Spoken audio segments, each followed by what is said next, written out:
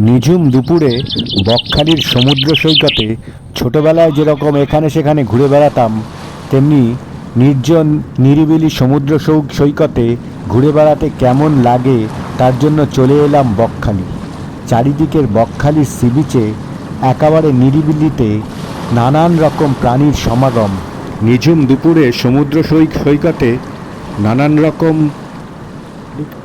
ঝিনুক কুড়োতে কুড়োতে শৈশব যেমন খুঁজে পাবেন, তেমনি অদ্ভুত অদ্ভুত প্রাণীগুলোর সঙ্গেও সাক্ষাৎ করাবো আপনাদেরকে এখন।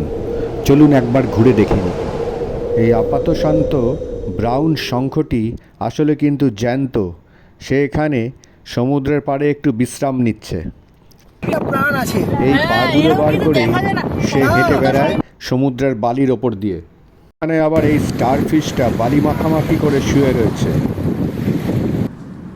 এইসব দৃশ্য আপনাকে শৈশবে নিয়ে যাবেই, গ্যারেন্টি দিতে পারি।